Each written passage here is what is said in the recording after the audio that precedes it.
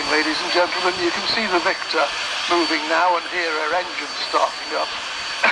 This, when it came out, was an amazing design. It was one of the 3 V bombers and the most advanced of the 3. The first to come into service was the Valiant, which was reasonably conventional technology, and it was a sort of stopgap in case the much more advanced Vulcans and Victors didn't meet up to their promise, but they did. And the Valiant had fatigue problems and was eventually out of service. Anyway, the Victor was originally designed and before in the late 40s, early 50s, and the first flight was 1952, and 86 were built between 52 and 63. It was built as a high-level bomber to be above the fighters and above the missiles, and it succeeded in this very, very well for a number of years and was part of our deterrent force. However, the threat from missiles and fighters increased, and high-level bombers were no longer safe. So they reverted to the low-level role, and the Vulcan was chosen as the more suitable, and the Victor tanker, like this one, were converted into tankers. And I can't sort of say overestimate how important they were to operations, because fighters, by their nature, are short of fuel. They use an awful lot when they first take off. So if you can top them up at the top of the climb from a Victor tanker, you get a lot more usable time out of them. And the Victor soldiered on for a long time, particularly supporting day-to-day training and also supporting QRA operations, where, unlike a lot of other NATO nations, instead of operating on our back door, we were operating our fighters as far north as 100 miles north of the Faroes and out to the northwest. Without the Victor support, that would have been very, very much more difficult, if not impossible. Anyway, I will quiet down now. The Victor is having a few problems.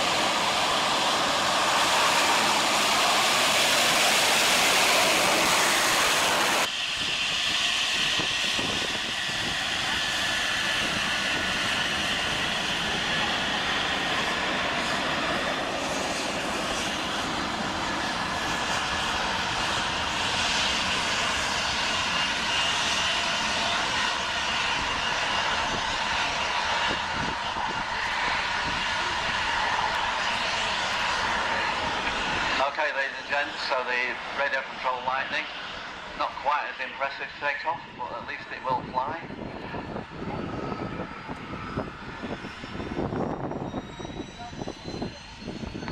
Just spooling up the engines now. For those of you who weren't here earlier on, this is a completely hand-built aircraft, replicating the real thing with two genuine miniature jet engines, producing about 60 pounds of thrust, approximately 150 miles an hour straight level flight. Weighs about 90 pounds, took Ted Allison about 3 years to build. Very impressive model aircraft.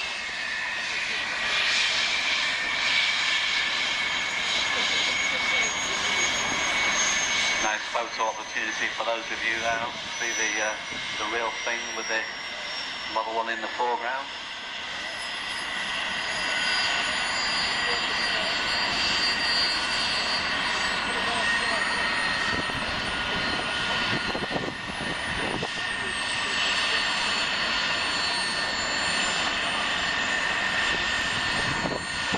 So here we go.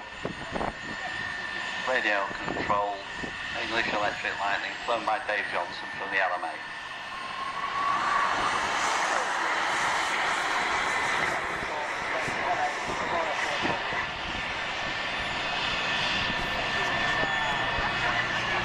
The truck you see alongside it is actually a Blackburn modified vehicle to push air into a gearing which then is linked to the engine to give it a turn, so that the engine actually develops sufficient spin to be able to sustain itself when the when the fuel is actually put in. So this engine of the Rolls-Royce Spey has an air start, and the purpose of the truck is to blow up compressed air into this starter unit of the engine. It's not an electrical start. So we've actually got three different sorts of start here, I suppose. We've got the cartridge start with the Canberra and the Hunter, the electrical start with the Lightning and various other aircraft here, and the air start with the Buccaneers, and also the Sea Vixen. And aft-pin start with the Lightning, which is a fairly volatile fuel, which actually turns does it turn the engine itself, Chris, or just the starter motor to begin with? Gradually fades and has to be repainted every so often. The bolt on the bottom of the aircraft is the bomb bay, and also has a 434-gallon tank fastened onto it.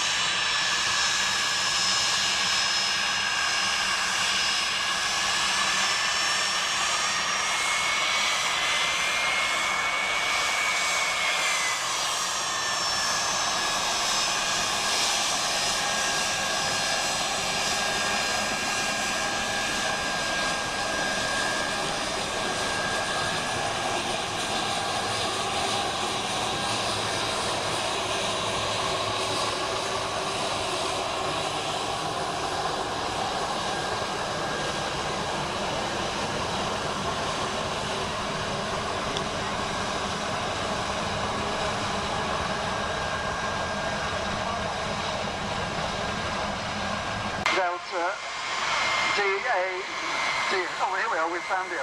Yeah. I do recognise that most of the vehicles are actually owned by people who have walking or mobility difficulties, but that's why they're there. So they do need to be moved.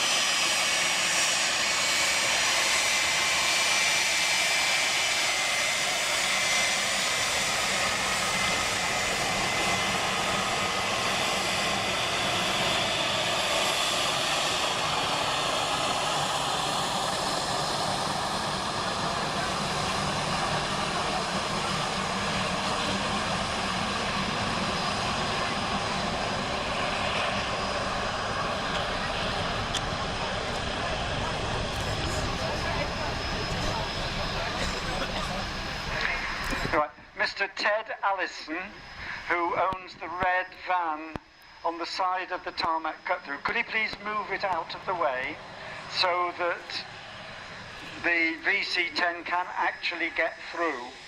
There's also the 4x4 that is next to that needs to move as well. And also there are still 7